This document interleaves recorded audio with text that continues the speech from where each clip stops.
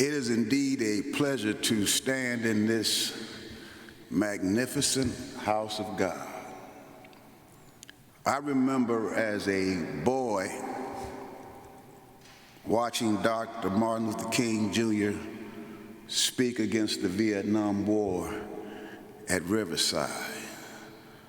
Now, I'm just a boy, but I said, one day, God, I would like to just go and visit Riverside Church. And here I am. I'm here with you all today, brothers and sisters Christ, and Dr. Michael Livingston. I know you are the interim pastor, but maybe they need to think about keeping you as the permanent pastor.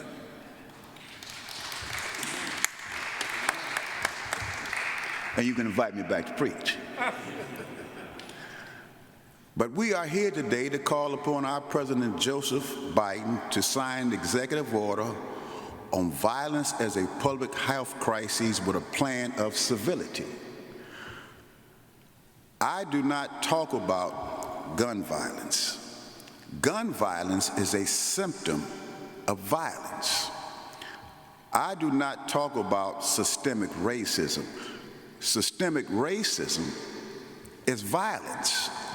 The word violence means to violate, to violate. We must now work towards transforming the culture of violence.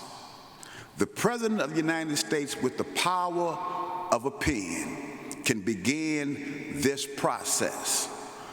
How does that process look? First, we had to educate people. We had to educate people because right now the American public is looking at the gun, a symptom of violence. People need to be educated in terms of what we're dealing with. The CDC has said that violence is a disease, but not a contagion. Our health professionals across the board are saying that violence is a health crisis. That's been taking place for the last 20 years. So how does this transformation of this culture look? By education, collaboration. Marlon mentioned the fact he talked in terms of structural violence.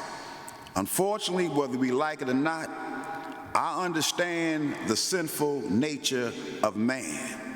And America was built on two things, genocide and slavery. This paradigm is in the system of our social structures. This new America must rise above the fray and deal with structural violence, education, collaboration, civility. Now, the highest form of civility is nonviolence, but civility. Do not kill me because I bump your car, because neither one of us have insurance. Civility. Can we agree to disagree and redirect the funding? Representative LaShawn Ford, who will probably be the next mayor of Chicago, you all, is here with us. When we brought our story to him, he and the other key lawmakers got together, and on April the 27th of this year, we passed a health reform bill that calls violence a public health crisis, a disease. Now, your governor, Governor Cuomo, he was bragging. He said, I signed an executive order on gun violence as a public health crisis. He's almost there, but you've got to tell him that violence is a public health crisis. As I conclude, this has been a long journey. Having lost a son, Nehemiah Williams, February 21st, 2018, to violence, I knew that I had a mission to accomplish. We accomplished that in the state of Illinois, and we passed legislation. But now we need our president, Joseph Biden, to sign an executive order on American violence as a public health crisis with the plan of civility. We need the help of Pastor Reynolds and Riverside Church to continue to push Biden to hear us. The young gentleman from Senator Schumer's office, see, the elected officials, half of them got it wrong. They keep talking about gun violence. That's a symptom. We must be a healthy American. We cannot allow our children to live like this. Look at we're leaving our children and our grandchildren. I heard the testimony of one of the members of Riverside who tells the story about her niece going to see her nephew at the naval base, and she got shot. In Chicago, 4-month-old baby shot. And so we become anesthetized. We become numb to violence. This is an American problem. We are better than that, America. As we are fighting our way through COVID-19, this other pandemic of violence, it's out there, you all. It's out there. This is why we need Riverside. Riverside is key to our quest. And I want to thank Pastor Reynolds and all of you for opening up your doors. Young man, you've got to go back and tell Schumer, we will not stop. We will not stop. What was January 6th at the Capitol? Was that January or July?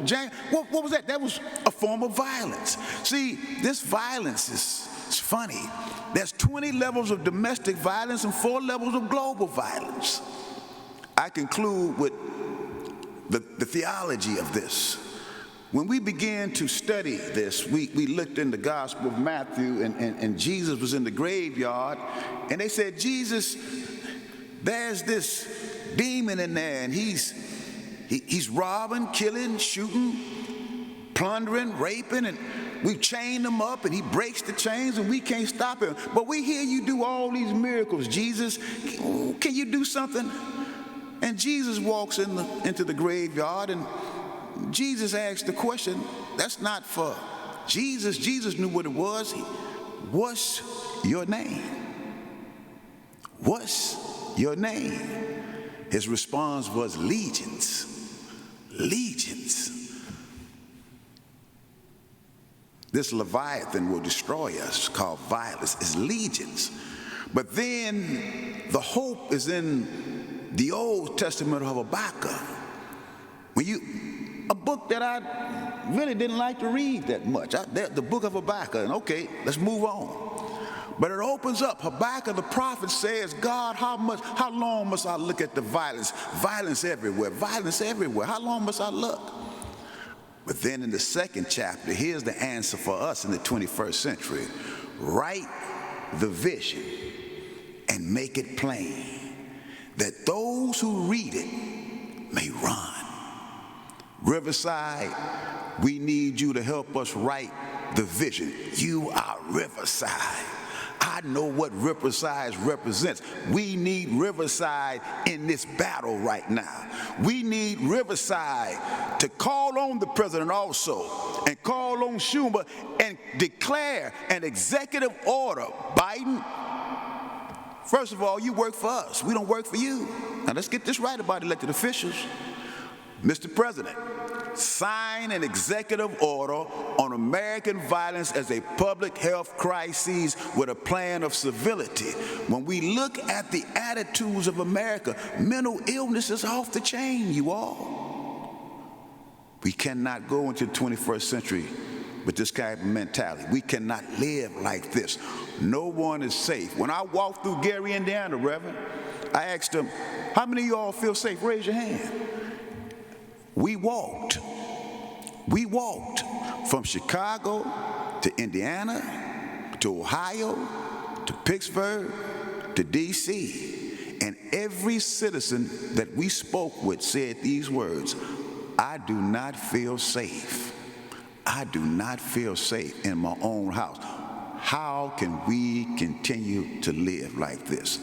But I'm optimistic, I'm hopeful, because you all are here. And we're at Riverside. So I want to thank you. And I'll be back again here at Riverside. But once again, we call on President Joseph Biden to sign an executive order on violence as a public health crisis with a plan of civility. Thank you so much, Doctor. thank all of you who are here. I'm very humbled to be here, and God bless you. Thank you. Thank you, Pastor. Thank you. Thank you so much.